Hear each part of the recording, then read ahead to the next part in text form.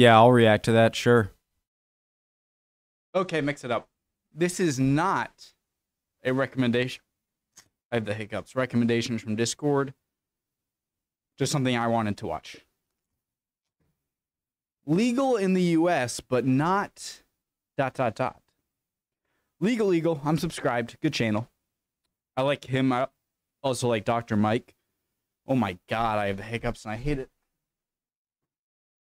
Let's go, shall we? Original link to the video, top the description from Legal Eagle. Right below that, link to the Discord. Click on it, send it right over there. We'd love to have you. Let's go. The freest, most freedom-full country in the entire world, despite what's... True! Is the freest, most freedom-full country in the entire world, despite what some hack YouTube lawyer says. And for those traveling internationally for the first time, you may be surprised to learn that many American rights, freedoms, and values are not universally held abroad. In fact, one country's liberty can be another country's crime. But in fact, we Americans are so constantly surrounded by so much freedom that we often just take it for granted. Like David Foster Wallace's metaphor, one fish asks another, "How's the water today?" And the other fish shoots him with an AR-15. And if you've spent your entire life in the land of the free and home of the brave, it can... It's okay, I laughed at that. He presented it in a comical way. Hey, there I am. Look how kind of close I am. Like, look how close and yet so far away I am from Montauk. It's like from like the tip of Long Island, right? Like, as the crow flies, it's like, what, 70 miles away from me? But if I got to drive there, I have to drive all the way down Rhode Island, all the way through Connecticut, through New York City, and then all the way up Long Island to get to the tip. But it's just like, you know, so close yet so far. I think that fits. I also think by going down the St. Lawrence River in Quebec City, you can reach all the way to almost North Dakota. Or you can go all the way to Minnesota by boat from the Atlantic. That's kind of cool. Okay, sorry. What? Can be easy with an AR-15. And if you've spent your entire life in the land of the free and home of the brave, it can be easy to overlook the other countries that are in fact not America. There are tons of rights and activities that are perfectly legal in the United States, but could land you in some hot water if you tried it in another country. I mean, the gun like stuff. The mullet hairstyle, for example. The mullet, that iconic hairstyle of 1980s actors, rock stars, and athletes, really has no business continuing to exist in the 21st century, and yet inexplicably it still does. But this is America, damn it, where you don't have to fight for your right to party in the back and business in the front. But if you want to cosplay as Joe Dirt or compete in the USA Mullet Championships, yes, that is a very real thing that people do, then it is your right as an American to look like an idiot. In fact, that might be the most fundamental American right that there is. But for certain freedom-hating countries trying to save you from yourselves, the mullet and other crimes of fashion constitute a criminal offense. No For example, in 2010, way. Iran's Ministry of Culture officially said goodbye to mullets, banning the hairstyle for being un-Islamic. In an effort to rid the country of so-called decadent Western haircuts, Iran launched a crackdown on mullets, elaborate spikes, and long hair, because nothing says decadence like the mullet. Now, in years leading up to the ban, police have actually raided barbershops that offer these disfavored hairstyles. After the ban, violators have been subject to fines and impromptu haircuts by the police for violating these standards. Government officials have even gone to hairdressing trade shows to outline what haircuts are legal. Also, in 2021, North Korea launched its own war against mullets and other foreign styles. I sort of have that haircut after I like, if I take a shower and then like stick my hat on, especially if I wear it backwards, like this. Oh, it's kind of tight hat. And like it kind of poofs up through here, and then it ends up kind of like that. Like I could pull off the Kim Jong-un hairstyle for sure. In an effort to crack down on so-called non-socialist hairdos, the rogue communist country outlawed mullets and spiky dyed hair, while also enlisting the state-run Socialist Patriotic Youth League to act as literal fashion police against the banned cuts.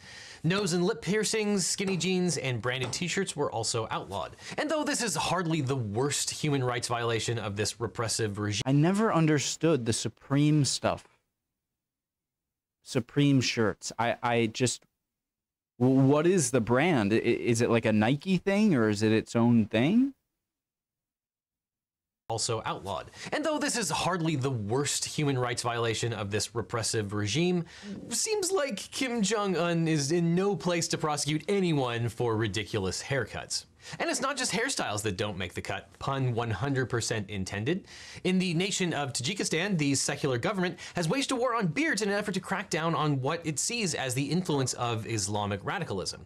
In the country, only clean-shaven men can get passports, and beards are often forcibly shaved off by police officers. So if you're a hirsute hipster looking to open up that barbershop just for that ironic beard and mustache, you'll have to look outside of Tajikistan, but obviously you've already set up shop in Williamsburg anyway. But just because it's legal to get a really terrible haircut in the United States doesn't mean that you won't be subject to a good spanking. Unless you're outside of the United States. Because when it comes to raising children, there's a fierce debate as to whether parents should spank their kids. Some parents live by the adage, use your words, not your hands. I don't have a girlfriend, I don't have a wife, and so I definitely don't have kids, okay? But what is my stance on this? I guess no. I wasn't spanked, but maybe I should have been. I don't know. I don't know. While other parents, particularly those influenced by older generations, live by the biblically inspired aphorism, spare the rod, spoil the child. But as a strictly legal matter, here in the grand old US of A, the right to spank your kids shall not be infringed. In fact, the use of corporal punishment on one's own children, defined as spanking, paddling, or other forms of physical punishment to correct misbehavior, is protected by law in all 50 states plus the District of Columbia. I mean, you can't. Adrian Peterson broke his kid's arm or something. It's not like you can do that. Correct misbehavior is protected by law in all 50 states plus the District of Columbia. Now, for those of us whose parents spanked us as kids, that probably doesn't surprise you. What might surprise you in most of the United States is that it remains perfectly legal for teachers to paddle children in school, and not just in Springfield Elementary School. Talking out of turn, that's a paddling. Looking out the window, that's a paddling. In fact, in 1977, the Supreme Court upheld the constitutionality of school spankings. In Ingram versus Wright, the court ruled 5-4 that paddling children in public schools did not violate the Eighth Amendment's ban on cruel and unusual punishment. As a result, the Supreme Court left it up to the states to decide whether to allow spanking in educational settings or to ban it. Oh yeah! And today, 19 US states still allow public school personnel to use corporal punishment from preschool to the 12th grade. And for private schools, corporal punishment remains legal in every US state except New Jersey and Iowa. But outside the United States, I saw a really funny Bill Burr joke, and I'm going to be paraphrasing it, and I'll probably butcher it, but it was like, so I'm in the grocery store, and I'm looking for stuff, walking behind this kid with his mom, and he's acting like a brat and like, I want this, and like, wah, and Bill Burr is like, and I'm just waiting for this kid to get punted across the store, because he's like, I remember what happened to me, but then the kid doesn't get punished at all, and he keeps whining, and then he gets the brand of chips he wants, and then he leaves. And so he said it way better, but I think a lot of kids these days are very there has been a clear trend, not merely to dissuade parents from spanking children, but to actually make the practice illegal. In 1979, Sweden became the first country to explicitly ban spanking. This was wildly controversial at the time, sparking contentious debate about parental rights versus state responsibilities. And some Swedish headlines at the time included, quote, "Swedes have gone mad and the government takes charge of parenting in Sweden." But over the past 4 decades, the trend against spanking has been on the rise. So if you spank your kid, not like break his, like not like abuse, right? So if you spank your kid in Sweden, they can like take your kid away from you, or do you get fined or something? rise all over the world. In fact, according to the American Spanking Institute, in conjunction with Mothers for Hand Smacking, I'm just kidding, I made both of those just up. You gotta stay on your toes. No, I mean, according to the Global Initiative to End All Corporal Punishment of Children, a total of 63 countries have made smacking children illegal in any setting, including at home.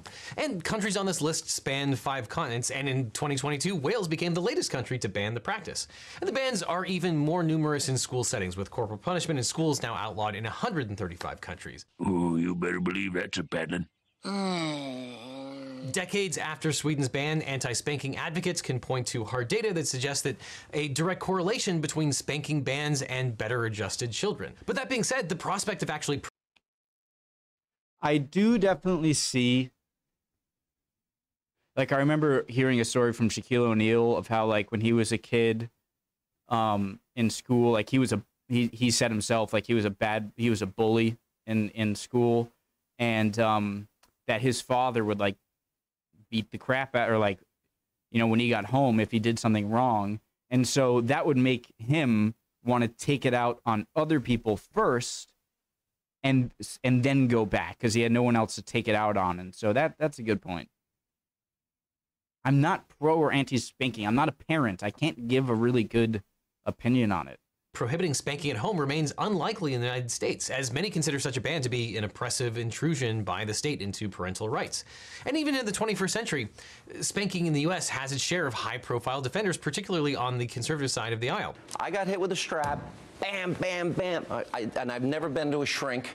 In 2014, Fox News commentator Sean Hannity famously defended parents' rights to spank their children, citing his own upbringing by beating the desk with a belt to a confused panel.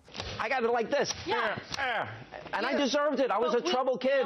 Now, notwithstanding the views of the obviously well-adjusted commentator who clearly turned out fine, spanking has seen a notable decline in the US. The proportion of parents who utilize the practice has dropped from 50% in 1993 to only 35% in 2017. But look, if you want your children to turn out like Sean Hannity, then maybe start with some spankings. But that takes us to a topic that almost everyone agrees on, and that is cannabis.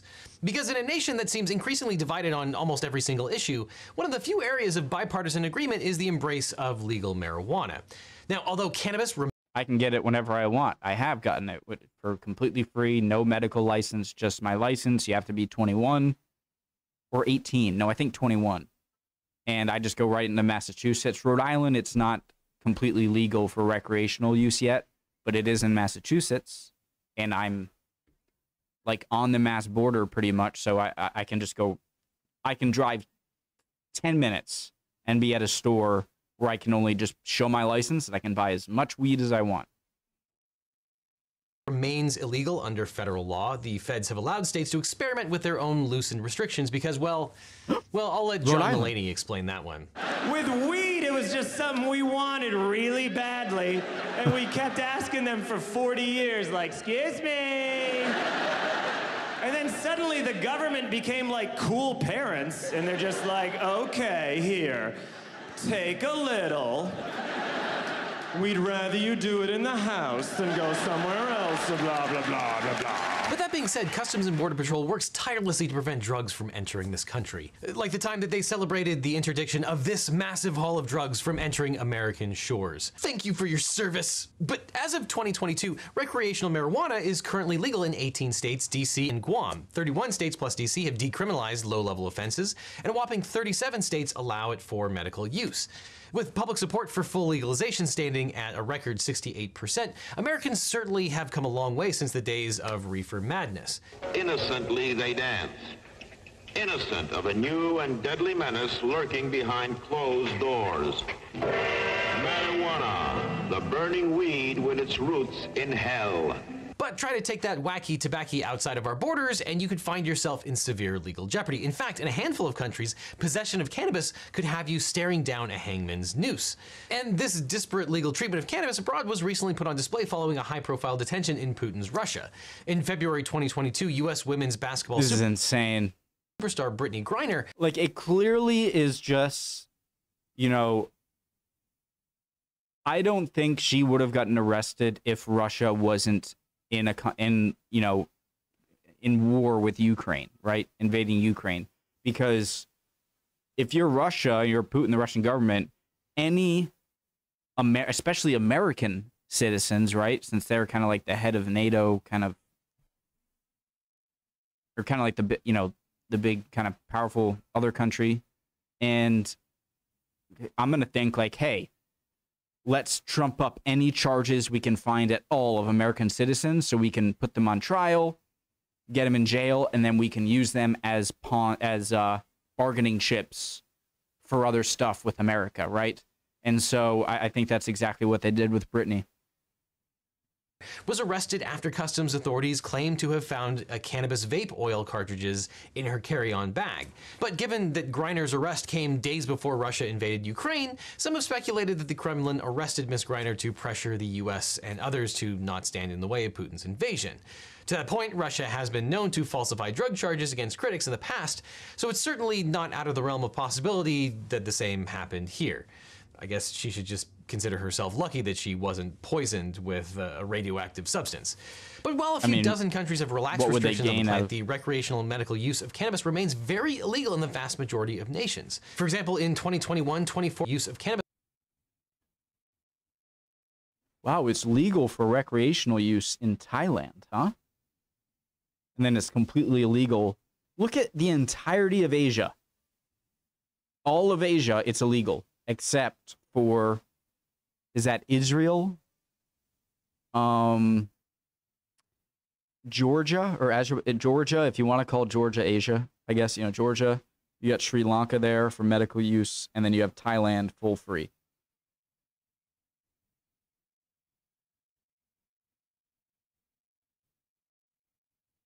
Wow, it's legal for recreational use in Mexico. Wow, the East Coast of North America, or the West Coast of North America is just like free for, like, good to go. Cannabis remains very illegal in the vast majority of nations. For example, in 2021, 24-year-old British soccer coach Billy Hood was arrested in the United Arab Emirates with 4 bottles of CBD vape oil in his car. Local authorities charged Mr. Hood with drug trafficking and then sentenced him to 25 years in a Dubai prison. Mr. Hood's sentence was then reduced to 10 years on appeal, but he remains incarcerated. In 2013, Egypt executed Charles Raymond Ferndale, a 74-year-old British citizen, for allegedly smuggling 3 tons of hashish, which Ferndale insisted until his death that he had been tricked into doing by third parties. In 2021, Singapore sentenced Omar Yaqub Bamadhaj to death for bringing at least 2 pounds of cannabis into the country in 2018, and like Ferndale, his lawyers also argued he did not knowingly bring drugs into the country. Though despite America's comparatively looser pot restrictions, America still has over 40,000 people in jail for marijuana offenses, something that absolutely requires fixing. And even I did a video on like American prison system a few weeks ago. I think it was a few weeks ago. And like in terms of like murder, rape, throw them in jail, okay? For a long time. But the number is just staggering in the U.S. prison system. Why? Maybe if like you trafficked several kilos of marijuana like over a border, maybe that you should be incarcerated for that, but not much else. People in jail for marijuana offenses, something that absolutely requires fixing. And even with these disparities, at the very least, though, toking up the United States will not result in the death sentence. But that's something that you can change in America because you have the right to vote. But you also have the right to not vote if you don't want to, because while millions of Americans stand up every election day to have their voices heard, millions of Americans also choose to sit down, stay home, and deliberately not vote at all. If I were registered to vote, I'd send these clowns a message by staying home on election day and dressing up like a clown. Now, it might seem obvious to say that you have the right not to participate in American elections, but it might surprise you to learn that staying home on election day is actually illegal in over 24 countries. That's right, in 27 countries, all eligible citizens are required by law to register and vote in every single election. Though several countries like Chile, Italy, and the Dominican 24 countries. That's right, in 27 countries, all eligible citizens are required by law.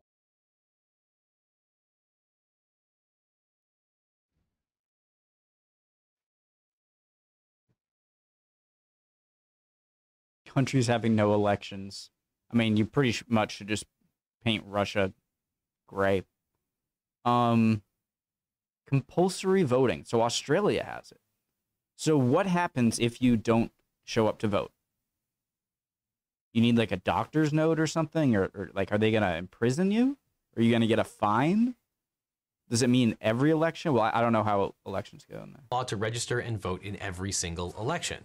Though several countries like Chile, Italy, and the Dominican Republic that previously adopted mandatory voting have since abandoned the practice. A handful of countries with compulsory voting don't actually enforce any penalty for failure to vote, like Bulgaria, Costa Rica, and Mexico, but over a dozen countries enforce a penalty for failing to vote in elections. Some countries penalize non-voters with outright disenfranchisement. In Singapore, a voter that misses an election is removed from voting rolls and must re-register and submit a valid reason for not voting. Other countries... So you do need like a doctor's note.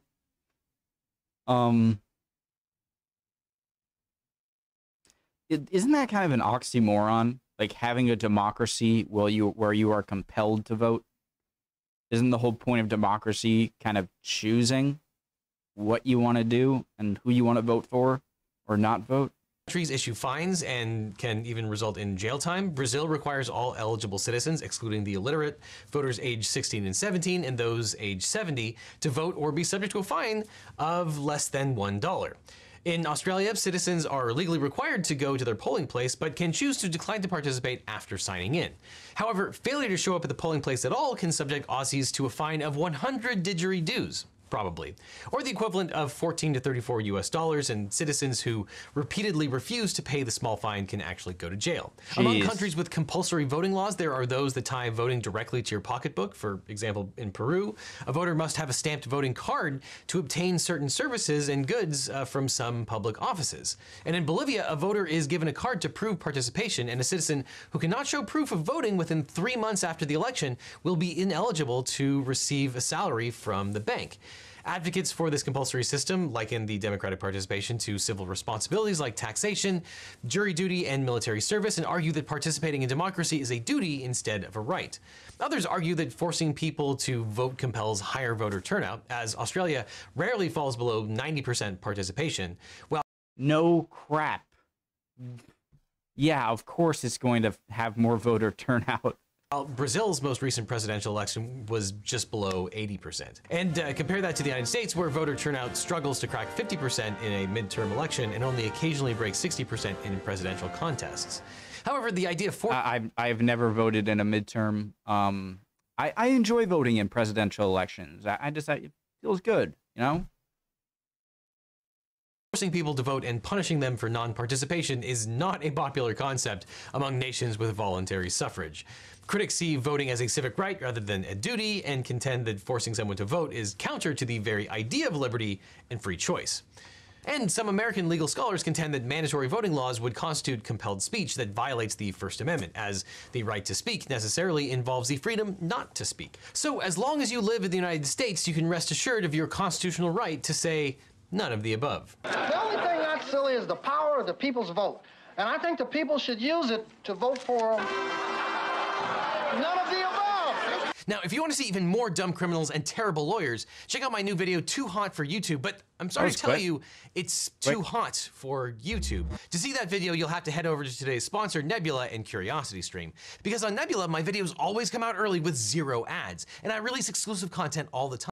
Guys, please make sure to use the legaleagle.link/curiositystream. Use their link just to, we're watching their video. It helps them out. Like an entire video about legal stories that are not safe for really work cool and video. Are way too hot for YouTube, as well as exclusive videos like things people misunderstand about the Constitution, why NFTs are bad for creators, and my first full-length documentary, Bad Law, Words Good, and tons more, all exclusive to Nebula. And even though this exclusive content is available only on Nebula, you can get Nebula for free with CuriosityStream. Nebula is creator-owned and creator-operated. There's new exclusive content released multiple times extra credits every single day. Oh, really cool video, guys. I pretty much made my comments during the video. I don't really have other questions, but Roku, Fire TV, curious to hear TV, what you guys have to say in the comments. Streamy Award. Thanks for joining. My fellow creators and I really care about Nebula, and that's why we're thrilled to be partnering with CuriosityStream, because they're the go-to source for the best documentaries and long-form educational content on the internet. They even have an entire section devoted to unsolved mysteries and crime. So if you like my videos, you'll love the thousands of titles on CuriosityStream. And the best way to get access to Nebula and all the incredible content is through the amazing CuriosityStream Nebula bundle deal with its current sales price of less than $15 a year to get full access for both sites. And to be clear, that Nebula subscription is not a trial, it's free for as long as you're a CuriosityStream member. There just isn't a better deal in streaming where you get access to 2 great streaming sites with content that you'll actually watch and enjoy for less than $15 a year, but only at the current sales price. And what's more, signing up will actually help countless independent educational creators beyond just Legal Eagle. So sign up now by clicking on this button that's on screen right now, or you can click on the link that's down in the description. It's a great way to support educational content and get tons of exclusive content you'll actually love. So click on the link right now. And after that, click on this playlist over here for more Legal Eagle. So click here, or I'll see you in court. Really nice video, guys. See you guys next time. Bye-bye.